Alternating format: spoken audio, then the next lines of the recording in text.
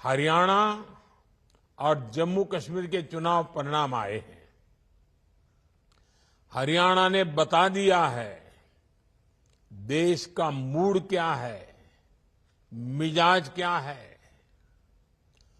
2 बार कार्यकाल पूरा करने के बाद लगातार तीसरी बार चुनकर आना ऐतिहासिक है।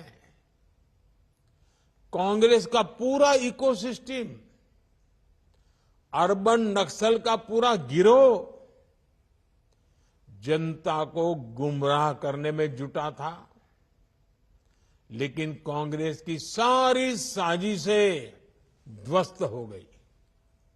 उन्होंने दलितों के बीच झूठ फैलाने की कोशिश की, लेकिन दलित समाज ने इनके खतरनाक इरादों को भांप लिया।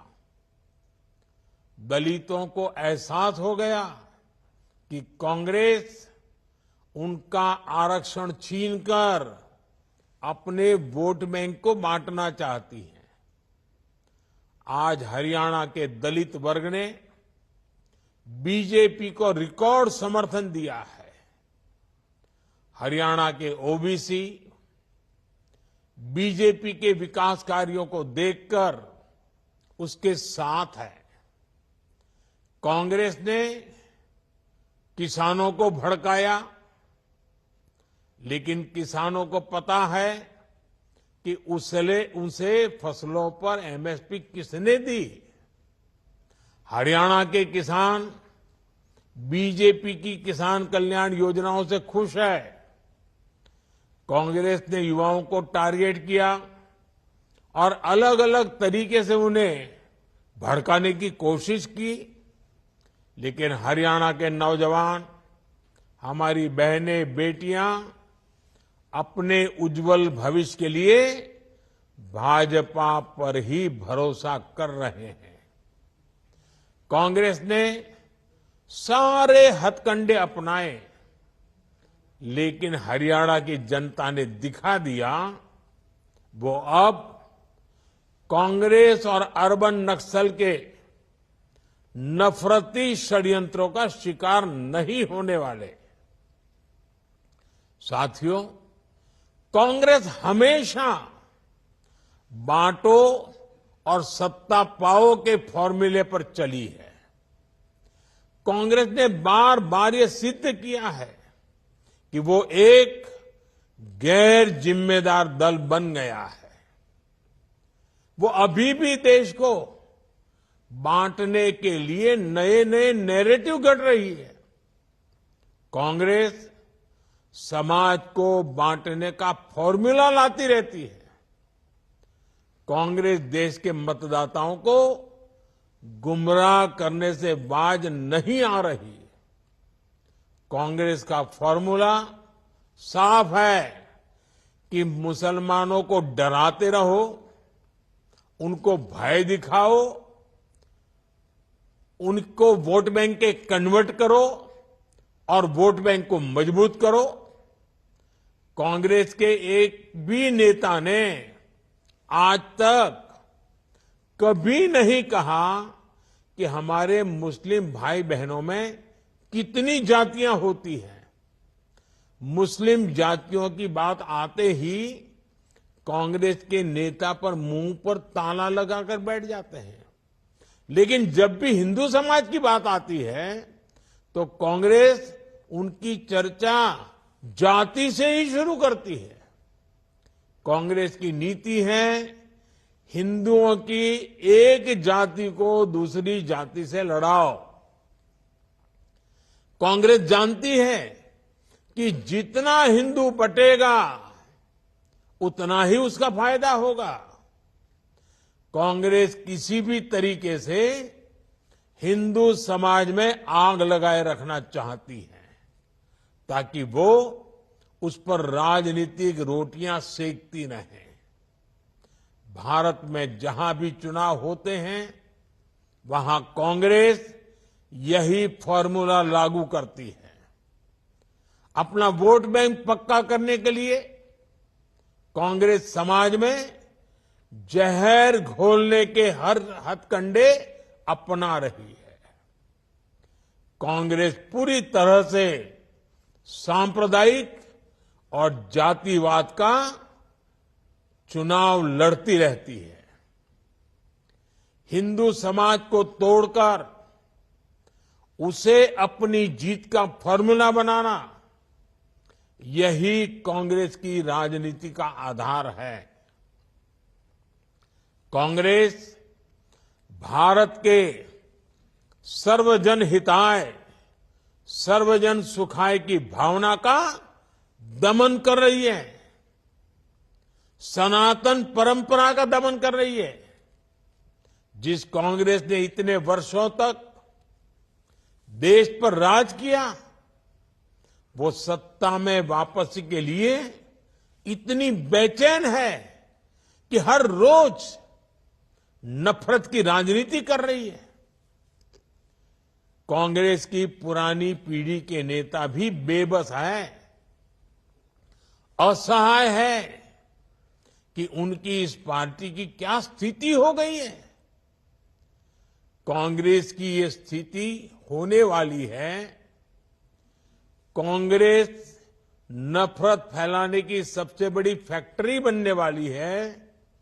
ये गांधी जी ने आजादी के बाद ही समझ लिया था। इसलिए ही गांधी जी ने कहा था कि कांग्रेस को खत्म कर देना चाहिए। कांग्रेस खुद खत्म नहीं हुई, लेकिन आज देश को खत्म करने पर तुली हुई है। इसलिए हमें सावधान रहना है, सतर्क रहना है।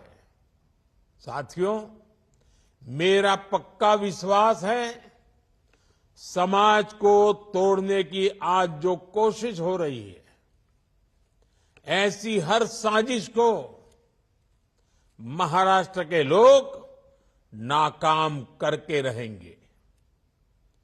महाराष्ट्र के लोगों को देश के विकास को सर्वोपरि रखते हुए एकजुट होकर बीजेपी महायुति के लिए वोट करना है।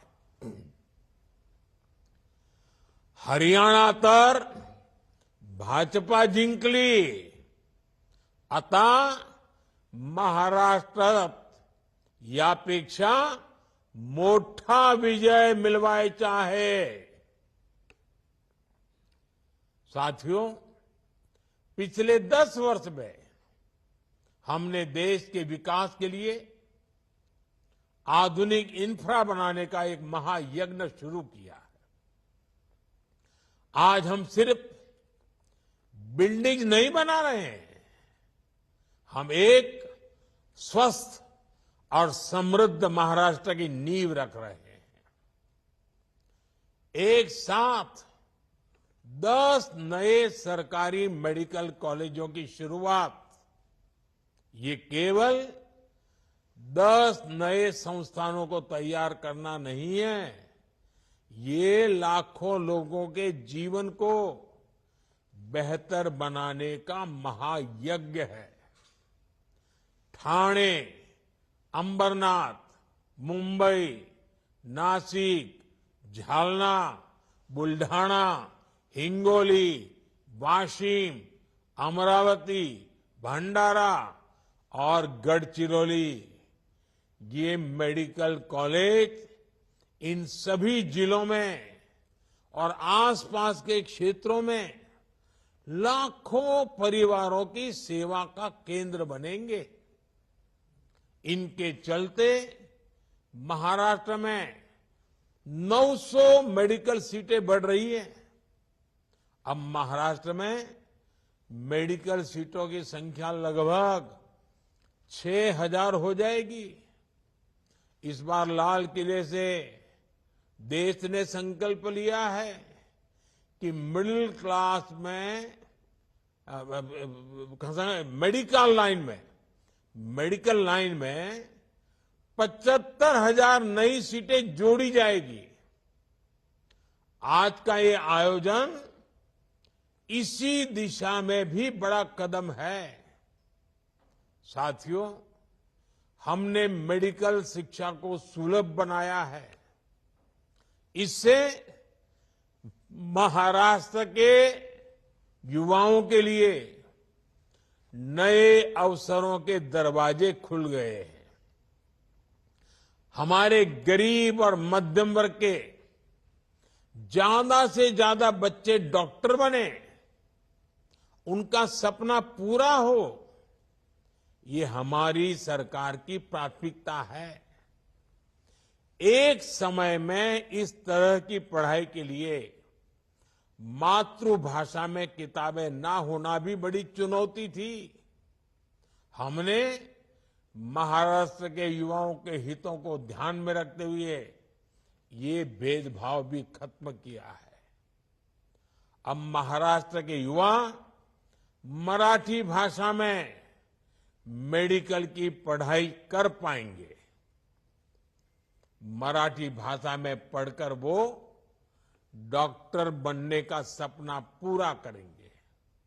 साथियों, जीवन को आसान बनाने का हमारा प्रयास गरीबी के खिलाफ लड़ाई का बहुत बड़ा माध्यम है। कांग्रेस जैसी पार्टियों ने तो गरीबी को अपनी राजनीति का ईंधन बना रखा था, इसलिए वो गरीब को गरीब बनाए रखती थी। लेकिन हमारी सरकार ने एक दशक के भीतर भीतर 25 करोड़ लोगों को गरीबी से निकाला है और देश में स्वास्थ्य सेवाओं का कायाकल्प इसका एक बड़ा आधार बना है। आज हर गरीब के पास मुफ्त इलाज के लिए आयुष्मान कार्ड है। अब सभी देशवासियों में जो भी 70 के ऊपर के हैं, अब 70 साल की उम्र के बुजुर्गों को भी मुफ्त इलाज मिल रहा है। जन औषधि केंद्रों पर बेहद कम कीमत पर जरूरी दवाइयां मिल रही है। हार्ट मरीजों के लिए स्टेंट 80-85% तक सस्ते किए गए हैं। हमने कैंसर के इलाज के लिए जरूरी दवाइयों के लिए उसके दाम भी कम किए हैं। सरकारी मेडिकल कॉलेजों और अस्पतालों की संख्या बढ़ने से भी इलाज सस्ता हुआ है। आज गरीब से गरीब देशवासी को मोदी सरकार ने सामाजिक सुरक्षा का मजबूत कवच दिया है। साथियों, दुनिया किसी देश में तभी विश्वास करती है जब वहां का युवा आत्मविश्वास से भरा होता है। आज युवा भारत का आत्मविश्वास भारत के उज्जवल भविष्य की नई कहानी है। दुनिया के बड़े बड़े देश आज भारत को मानव संसाधन के बड़े केंद्र के रूप में देख रहे हैं। हमारे युवाओं के पास पूरी दुनिया। तो प्रधानमंत्री नरेंद्र मोदी को इस वक्त आप सुन रहे थे। कांग्रेस जाति के नाम पर किस तरह से राजनीति करती है, कांग्रेस को कटघरे में खड़ा करते हुए बताया कि किस तरह से कांग्रेस मुस्लिमों को डराने का भी काम यहां पर कर रही है। महाराष्ट्र को बड़ी सौगात यहां पर दरअसल प्रधानमंत्री नरेंद्र मोदी के जरिए, लेकिन इस बीच बताया किस तरह से कांग्रेस की क्या रणनीति यहां पर जाति के नाम पर रही है।